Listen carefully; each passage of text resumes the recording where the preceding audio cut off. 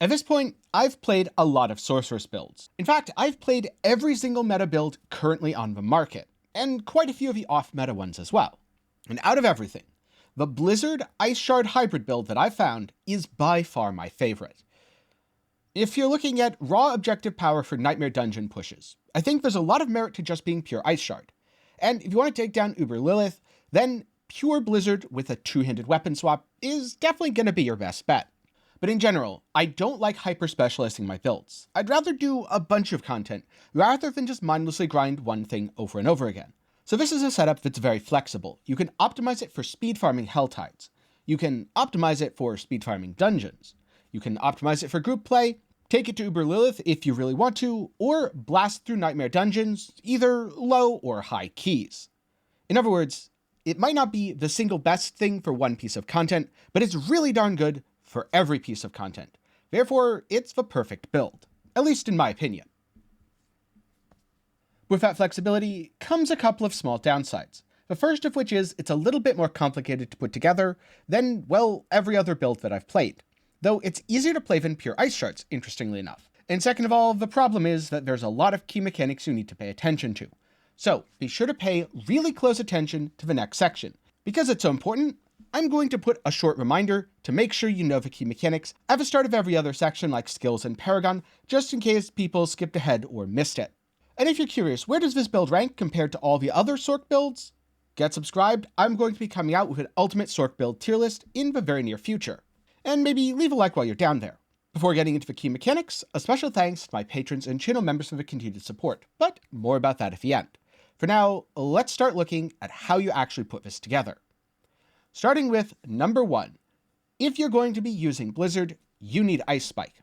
And if you need Ice Spike, then Glacial and Of the Frozen Tundra are mandatory aspects. Glacial is mandatory because it causes your Blizzard to spawn Ice Spikes that deal massive damage to enemies. The amount of damage dealt depends not only on what item it's imprinted on, but also the item power of the base donating item. Therefore, you want a high item power base item, and before you extract it, you need to upgrade it to rank 5. This is very important because it will increase the base damage, in my case, to 1473. Then I get 50% more from an amulet. If you use a two-handed staff, then you will absolutely instead want to put your aspect on the staff. This way you get the doubling instead of the 150% from amulet. But to make the damage even better, you need a Of the Frozen Tundra. Now, the build doesn't use Deep Freeze, and the rolls don't matter at all. What you want is your Ice Spikes have 50% increased explosion radius. It should be noted that this 50% increased explosion radius text doesn't actually scale with the item it's put on, so sadly, you don't get any special bonuses from putting it on an amulet or two-handed weapon. But according to tests that Northward did, 50% increased Ice Spike AoE is 125% more damage due to massively increasing the number of spikes that overlap on a single target. This will probably vary slightly depending on how many blizzards you put down, the space you put them in, and the hitbox of the enemy. In general though, more overlaps is good and damage is great. Now, if you're going to be going pure blizzard, you'll want Ice Blades. Ice Blades has a 40% chance to apply vulnerable for 2 seconds, which is really good for keeping enemies vulnerable in between your Ice Novas. And it gives you 0.5 second cooldown every time it hits a vulnerable enemy. So Ice Blades itself will have a very high uptime because it's inflicting vulnerable and then reducing its own cooldown every time it hits a vulnerable enemy. To make this even better, you can use Summoned Ice Blades, where 20% or 0.1 seconds of a cooldown reduction is applied to all of your other skills, which in this case would be your defensive skills: Teleport, Flame Shield, Frost Nova, and Ice Armor. On the other hand, if you're doing what I've done in most of the footage and playing a Blizzard Ice Shards hybrid, well, Destructive Ice Shards already deals with vulnerable and you're not quite as reliant on the cooldowns. Therefore, instead you want 5 ranks into Ice Shards and going with Destructive. I'm grabbing most of the points for that from my Ice Blades, and I'm also getting the 4 ranks on my gloves. Having 4 ranks on your gloves is absolutely not required if you're not doing this. The reason I am is that personally I found Blizzard by itself to be a bit slow, but when I was doing Nightmare Dungeon testing for Nightmare 50, it took 6 to 10 minutes to clear it as pure Blizzard, whereas it took 4 to 6 minutes to clear it as Blizzard Ice Shards Hybrid. This also gives me more flexibility in what I'm doing with my enchantments. So let's get into those just a little bit. Now for the Ice Shard Hybrid version, I go with Firebolt, because inflicting the burning effect is really, really strong. And I go with the Ice Shard enchantment.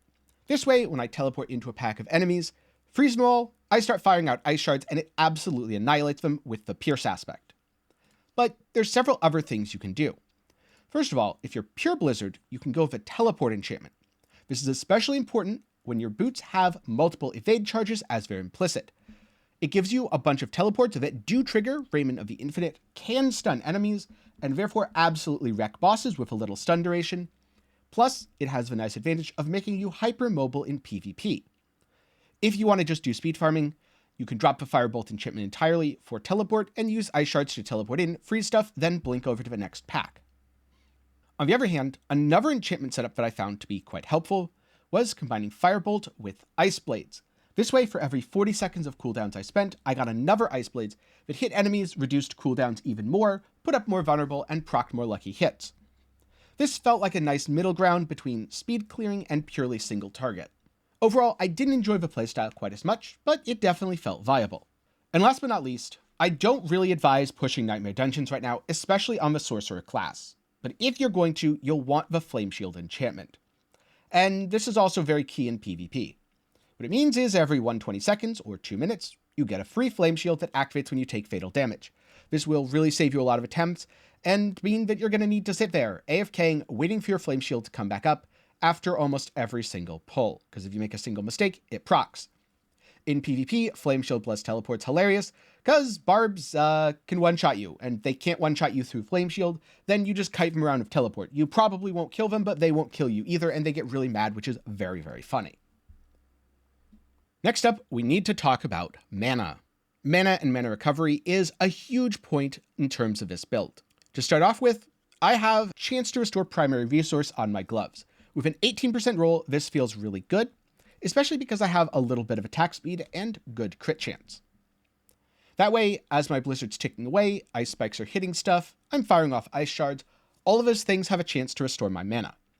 I also have maximum mana on my helmet, though crowd control duration would also be completely viable in place of this, because I've found that I don't really need that much extra max mana, at least with my current setup. Additionally, I have mana cost reduction on my amulet, focus, and boots. This is super, super, super important. I cannot stress enough, like if you have no other stats on those items, you really need those stats. Additionally, I do have resource generation currently on one ring, max mana on the other, and resource generation on my focus. This actually isn't that important, and I could probably drop it for things like maximum mana, crit chance, or lucky hit chance. Then, when it comes to my ring, I'm using a Prodigy's aspect. This gives you 15 to 25 flat mana every time you use a cooldown. Because you have so many cooldowns, this is a massive opportunity to restore your mana quite consistently. I love having Prodigy's aspect, and personally wouldn't really play this setup without it, because otherwise it just feels a little bit too mana hungry. And finally, last but not least, Frigid Breeze gives a lucky hit against vulnerable enemies that has a 20% chance to generate 15 mana. This is a great way to get a little bit more mana, since as you're spamming out your ice shards or as you're frost novaing things, they will almost always be vulnerable, and even with a fairly low lucky hit chance, it procs frequently. This is why I stuck with a wand over using a dagger and have a little bit of lucky hit chance here and there on my gear. Finally, last but not least, how do you fix defenses on Sorceress? The simple answer is by playing a druid. The more complicated answer is, while in the highest end content, you will not be able to fix your defenses. But for everything else, armor and damage reduction are your best friends. Getting damage reduction on your pants is great. If you don't feel like you really need the grouping from Raiment, something that you actually might not with this build in high-end content, you can always go with a defensive aspect on your chest and a quad defensive chest. In fact, I found that for higher tier Nightmare Dungeons, this was the difference between getting one shot and not getting one shot. While Glass Cannon offers 20% more damage, you could also easily drop this, either going for some mana regen, damage, or utility, because again, taking that increased damage is really, really rough. And I know I've said it before, but I want to say it again. Stack armor, and when pushing Nightmare Dungeons, use an armor elixir. Or at least, do this until you get one shot regardless. Get armor rolls on things like your helmet, things like your pants, or your amulet. They're super, super, super important. Right now, the defenses on Sorceress are not going to keep up with a lot of the other classes. You're not a barb, you're not a druid, and that's no excuse to be completely one-shot in all content. If you're doing a Nightmare 100 push, ignore everything I just said. But if you want to be comfortable in high 60s and low 70s, maybe even pushing into the low 80s, then going for defenses do actually matter. It's just beyond that, there's a point where everything's going to one-shot you anyway, and Flame Shield over Flame Shield enchantment, plus aspects and rolls for crowd control duration, are your only friends. That gets me into the very last point, something that I don't have in my current setup, but would be very helpful if I was going to fight Uber Lilith or high-end bosses. The amount of stagger that you get from your Blizzard depends on your crowd control duration. So stacking crowd control duration on things like your helmet, focus, or legendary aspects can be a good way to increase that and keep things CC'd. The main reason I don't have that on my focus right now is my focus just isn't perfect. However, if I was switching over to a pure Blizzard setup, I wouldn't need a high item power focus, and I could instead go for one that had good stats. The item power leads to weapon damage, which does enhance my ice shards, but the ice spike from Blizzard completely ignores it. So that's just something to keep in mind. If you want even more crowd control for your Nightmare Dungeon pushes, then consider using Fists of Fate. This causes you to deal 1 to 300% of normal damage, so your hits will be incredibly inconsistent. However, it also causes enemies to be slowed and dazed, two very powerful crowd control effects that can absolutely save your life in high-end content. Unfortunately, I really don't like the damage inconsistency, so I haven't been using it very much personally, but it is both a very viable and strong option. Now, I know this section has been quite long, but there's a lot of key important mechanics and a lot of things to go over, especially given the flexibility of the build. If there's anything you're confused upon going into the skills section, do be sure to go back, rewatch the key mechanics a couple times, because it should answer questions you have. For now, time to go into the skill tree. First up, like with almost every build I've played, Firebolt enchantment. Why? It inflicts burning. Burning is good, enabling things like the Flame Feeder glyph and a bunch of bonus damage. Right now, Sorceress gets most of her damage from A, crowd controlling enemies effectively, and B, setting them on fire. I don't particularly like this. I wish there were more courses to build things, and I wish some of our generators were a little less awful, but it is what it is. I don't make the rules, I just play the game. And coming over here, we've got Ice Shards, which is exactly what you would need for the Ice Shard variant of a build. If you were going more of a pure Blizzard, you would drop Destructive Ice Shards, you'd drop all the ranks here, this with rank 5 and Enhanced Ice Shards. Maybe if you're feeling spicy, Greater Ice Shards, totally fine. That's 3 points. You can put the 4th point over into Devastation. Coming down here, the defense wheel, fill out everything, always. Flame Shield, Shimmering for healing. Teleport, Shimmering for damage reduction. If you're using the Teleport enchantment, putting extra ranks here gives you more teleports. Again, if you're going for high-end content, personally, I think it's fine to drop these ranks from Glass Cannon and put them all into Shimmering Teleport. Ice Armor with Enhanced Ice Armor. This is one of the few ways to get a multiplicative increase to your mana regeneration, which is really good. Also, it's a pretty nice, reliable barrier. Frost Nova. Do I really need to say why freezing enemies is good? This is where you get most of your damage, as it applies both freeze and vulnerable. More ranks are better, so things like ranks 2 defensive skills on your amulet, super powerful stat. Unfortunately, I don't happen to have it. And then a couple points into Elemental Attunement for a chance to reset defensive skills. Though with a 10-second cooldown, you could potentially drop one of these points and put it over into Precision Magic for more lucky hit in general. Then coming down here, if I was to take Ice Blades, I'd grab the points probably from Mana Shield or Ice Shards, again, depending on what content I'm doing. Grab Ice Blades, Enhanced, and Summoned. See the key mechanics for more information on why. Then Mana Shield is a pretty good damage reduction. You could easily grab one rank from Elemental Attunement, put it over here. Align the elements, of course, required to unlock both of these, and Protection grants you barriers for 30% of your max life. If you're really point-starved, by the way, and you don't need the mana regen from Enhanced Ice Armor, you can drop Ice Armor as well, and put the extra points here, etc. Coming down to the Mastery skills, why does Blizzard only have one rank when it's part of a build's main damage? Because Blizzard doesn't actually do the damage. Ice Spike does the damage. Blizzard is just here to spawn Ice Spikes, so what you care about is Blizzard itself, and when cast above 50 mana, Blizzard duration is increased. More duration is more Ice Spikes is more damage. Furthermore, Icy Veil into Cold Front. Chill effect makes things far better because enemies that get chilled faster get frozen faster, and you should almost always have a barrier. Of course, I'm also using Devouring Blaze, because 150% more damage against immobilized enemies is really sweet. Now, if you don't like being in melee range and want a complete ranged push variant, Northwar actually has that on his Blizzard guide over at Maxroll GG.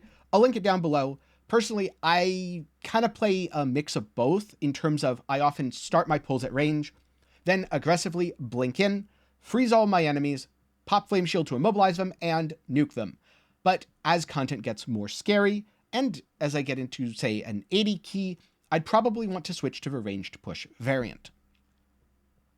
Currently, though, I really don't enjoy fishing for Nightmare Dungeons, so I just don't. Coming down here, you could take Deep Freeze, especially in PvP, this is really good, and in high-tier Nightmare Dungeons, this is an extra oh shit, I messed up button, but it's not necessary. Permafrost, 15% more damage. Icy Touch, 12% more damage. Hoarfrost, 18% more damage, and 9% when you don't have a frozen enemy. Plus, Frigid Breeze helps to fix mana. This isn't necessarily completely mandatory if you are doing Ice Blades. Because I dropped Ice Blades, Frigid Breeze is a must. And last but not least, Shatter. If I'm not using Raiment of the Infinite, if I'm going for an alternate version, or I'm just really struggling with mana, taking Avalanche is totally fine. Frostgales have a 10% chance to make the next cast of Ice Shards or Frozen Orb or Blizzard.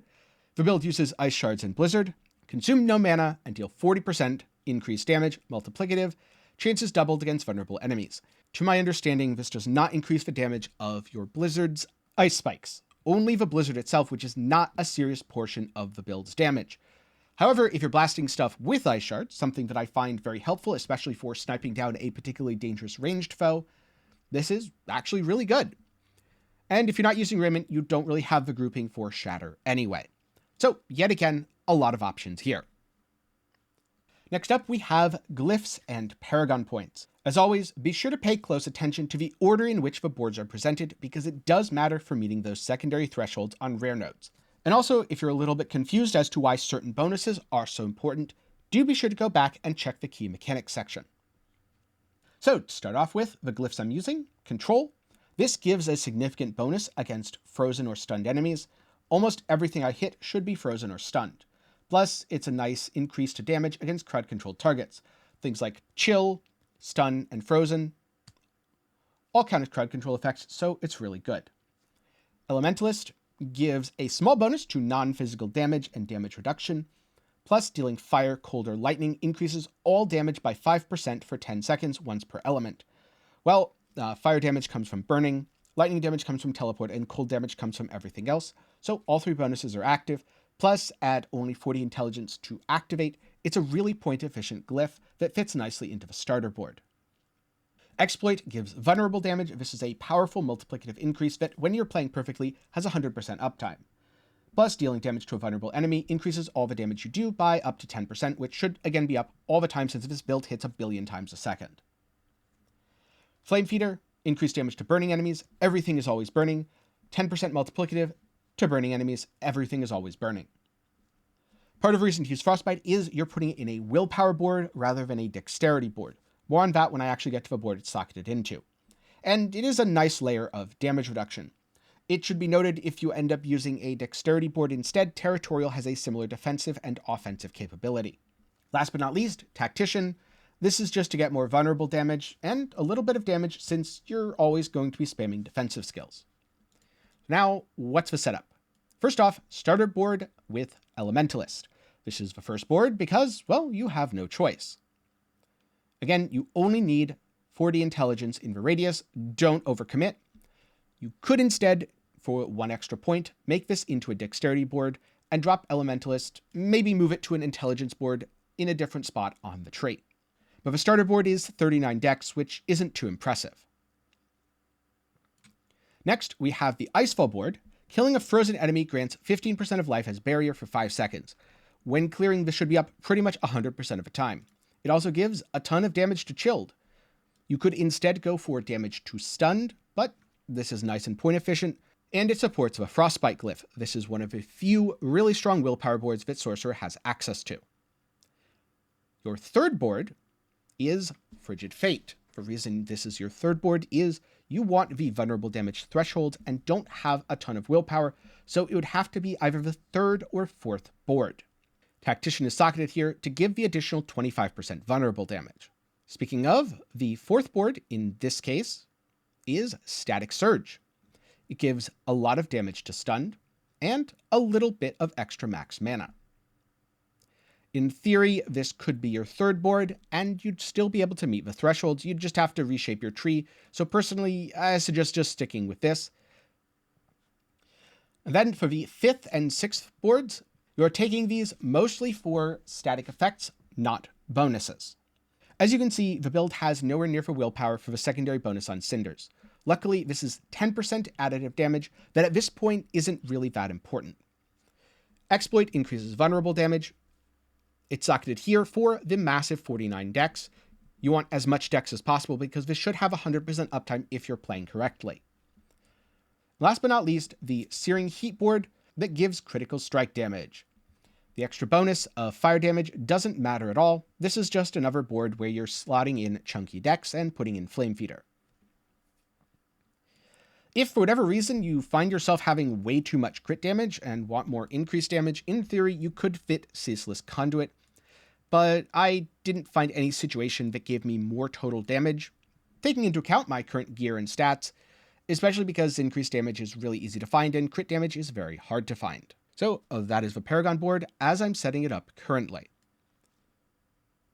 About the only thing I would potentially change in really high-end content is maybe dropping the Icefall board for the Conjurer board and also replacing one of my conditionals with the Imbiber Glyph. The Imbiber Glyph is another willpower glyph, so it could go right here, and it gives a big bonus which does apply even to bosses while you are healthy. In high-end content such as a Nightmare tier 100, you are either healthy or dead, therefore it's totally fine to rely on Imbiber because the bonus will be active the entire time. In general, I do think Imbiber is somewhat overrated. A lot of people put it on and then look at their attack power stat in game and go, oh, it increased, so Imbiber must be really good. All that means is the condition of healthy, having more than 80% of your life, is being met, whereas the condition of, say, the enemy being crowd controlled is not being met, so it's not being reflected in the attack power. Frostbite, if you can keep that conditional up 100% of the time, is more damage than Imbiber. And more defenses as well. Just something to keep in mind. So, how does the gearing look? I'm using my Frost Blitz helmet, which I've kept in almost every single build, because it does its job pretty well, and I haven't found a better replacement. I do think, in this case, getting something like crowd control duration would be really helpful, but I would need crowd control duration with the lucky hit chance while barrier or with the maximum mana, a combination that unfortunately I haven't found yet. It should also be noted that if you don't like how Frost Blitz feels, something that I can totally understand because I've honestly gone back and forth on it, you can instead go with Everliving for less damage taken from crowd controlled or vulnerable enemies, or alternatively, there's an aspect that I will try to find in my stash here, Snow Guards. Well, within your own blizzard, you take up to 25% less damage. This is another really good way to add to your defenses. Next up for my chess piece, most of the time I'm using Raiment of the Infinite, but as I do higher tier content, I'm thinking of eating the damage loss and swapping to this, imprinting it with a legendary aspect. It should have really, really good defensive capabilities. Plus, that's a good way to pick up, again, Snow Guard or Ever Living for even more defenses. I lose a rank of Glass Cannon, and I gain quad defenses on my chess piece, which is really, really, really impactful. I put it on in a 70-something that I did recently. I think it was a 74 or 76. It was literally the difference between one-shot by a random off-screen archer versus not one-shot by a random off-screen archer. That was without the effects of A, increasing the rank, or B, the legendary aspect. Do not underestimate how powerful defenses are on the chest, especially if you do high-end content. For gloves, I would consider ranks of Ice Shards to be mandatory, ranks of crit to be mandatory. You can put the Piercing Cold here or anywhere else. If you're going with the non-Ice Shard variant, you do not need Piercing Cold and can instead do something like Storm Swell or Smiting, whatever you prefer. Then attack speed feels really good to me. Chance to restore a resource on lucky hit feels really good. Ice Shards, if you're doing Ice Shards, is important. Those could be things like lucky hit chance, lucky hit while barrier, crit against injured enemies. For pants, get defenses, and in my opinion, particularly focus on getting armor, then put for disobedience to stack your armor even higher. For boots, movement speed's good, ranks of Frost Nova are good, ranks of Teleport are good, mana cost reduction is mandatory. Finish off with Binding Embers so that you can step through stuff, immobilize them, and do massive damage. On Wand, if you're the pure Blizzard variant, the item power doesn't matter. If you're Blizzard Ice Shards, then item power does matter. Stats, crit strike damage is good, intelligence or all stats is good, damage to stunned or damage to crowd controlled is really good, injured is not great but better than nothing, and vulnerable damage is also really important. On the other hand, if you're pure Blizzard and want to fight bosses, I suggest a staff like this. If you want to get really fancy, you can even imprint it with Glacial and play a two-handed staff build the entire time. But damage to stunned is good, crit damage is good, Vun damage is good, and intelligence is good. This is just a massive old damage stick. Unfortunately, it makes mana feel really bad, and the playstyle is super clunky, so I don't like using this, but some people do, and it is definitely a safer playstyle if you're nuking things from ranged. For my focus, cooldown reduction, I'd say is mandatory. Resource gen is okay. This could be lucky hit while barrier, lucky hit or crit chance. All stats honestly should be intelligence. Mana cost reduction, mandatory. Again, if you are going with the full Ice Spike version, you don't care about the item power on this, but because my Ice Shard scales off item power, I definitely wanted it, and therefore I have the 812. For rings, crit strike damage and vulnerable damage should be on every item. Beyond that, crit chance is good, lucky hit is okay, resource gen and max mana are okay. On one ring, definitely have the Prodigies aspect, this will carry your mana recovery. On the other ring, I've got my Deep Freeze Ice Spike. This could be on gloves, it could be on an offhand, doesn't really matter where it is, the scaling on it doesn't matter. I don't even have Deep Freeze, I'm not using it for anything but Ice Spike Radius, like I explained in Key Mechanics. And last but not least, the Amulet. Armor is actually really strong. I kind of want armor on my Amulet, though defensive skill level is also really good. Mana cost reduction is good. Devouring Blaze, massive damage boost. Movement speed feels good. That could be defensive skill cooldown instead. Running slower but blinking more. Could be another damage aspect, though I don't think there's any that are super impactful. Could be cooldown reduction. That's both damage and defenses. And so, overall, that's the gear. Most of my items are really good, and they're specialized for what I'm doing. If you're not doing quite what I am, hopefully I've explained enough that you should feel comfortable picking your own options. Now, what about the gameplay? Well, the gameplay is exactly why this is my favorite build. I like the ability to drop a blizzard from range, which causes enemies to start to run at me through my nice line of blizzards. Then I can aggressively teleport in, stunning and grouping everything. Ice Nova, which freezes everything and starts firing ice shards. For the spicy part, pop my flame shield. Often I actually pop flame shield as I'm teleporting in, because I've had some weird issues where I get stuck on enemies if I don't and then die. Everything will take massive damage, I'll start to see millions on screen, and overall, things melt. In higher end content, I do find myself playing a bit more carefully, not being as cavalier and kind of making this into a ranged push build, where I'm firing from a distance, dropping blizzards, and only really using ice shards if I need to snipe down one lone ranged enemy while dodging its projectiles, something that's not going to run at me like the melee foes do. This is also why, personally, I dropped Ice Blades, though I can absolutely see the value, and again, if you have a two-handed staff, I think you absolutely need Ice Blades, because otherwise you're just not really going to be able to get your mana back fast enough. It should also be noted that having a higher level or higher roll on Prodigy's aspect is so critical to the build feeling good. The Codex version's 15, if you can get a 25, your mana will feel great. If you can't, you're reliant on things like Frigid Breeze, or chance to restore resource on lucky hit. And those things are of course more effective the bigger the mana pool, because the goal is to stay above 50. And now I wanted to do a little mini comparison of the gameplay or power level of Ice Shards, Blizzard, and the hybrid build. If you're killing something like Uber Lilith, and you just want to burst her down, then pure Blizzard Ice Spike is absolutely the best way to go. It's the most damage that Sorceress has available right now. However, I found when clearing in the open world and Nightmare dungeons, it's a little slow. Yes, Ice Spikes deal massive damage, Yes, they overlap in shotgun bosses, but they take a little bit to start spawning and exploding.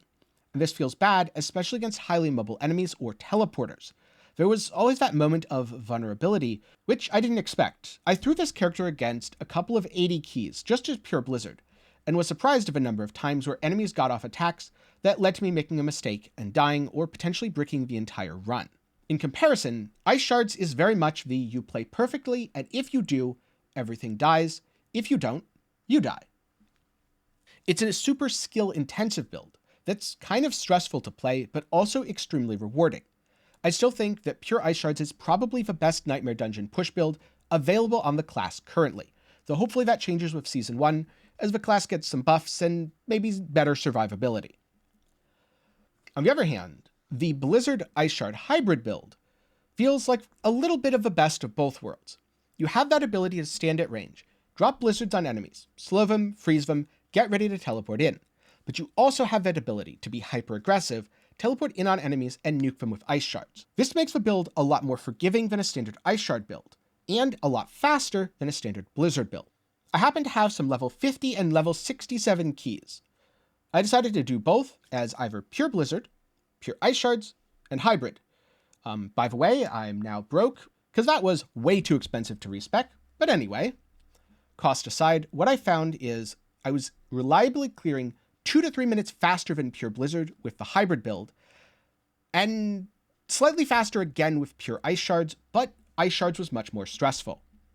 If you're just looking to do level 50 dungeons and go through super fast, this is your best option.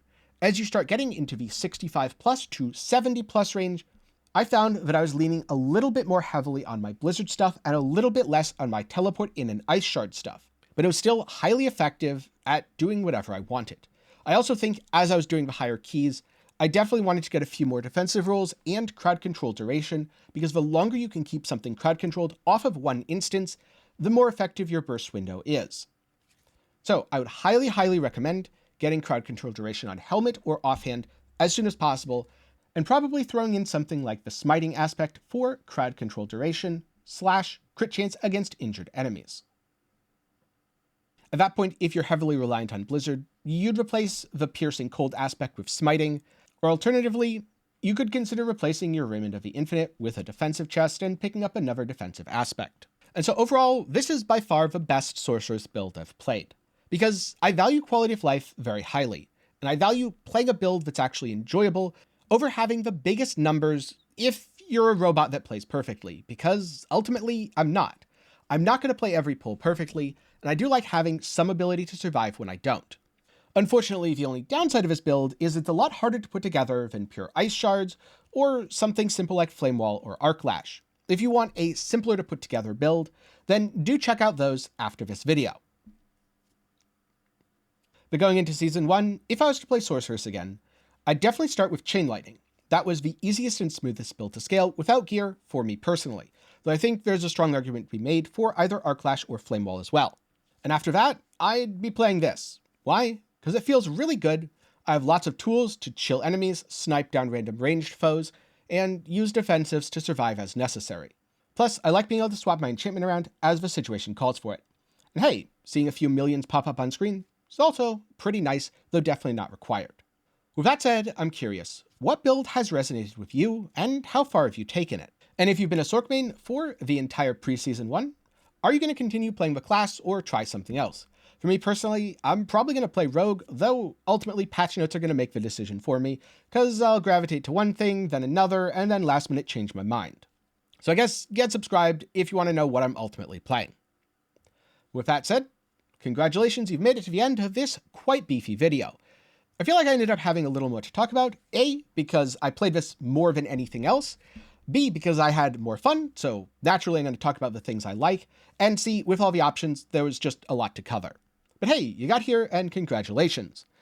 Before I go, a special thanks to my patrons and channel members for their continued support.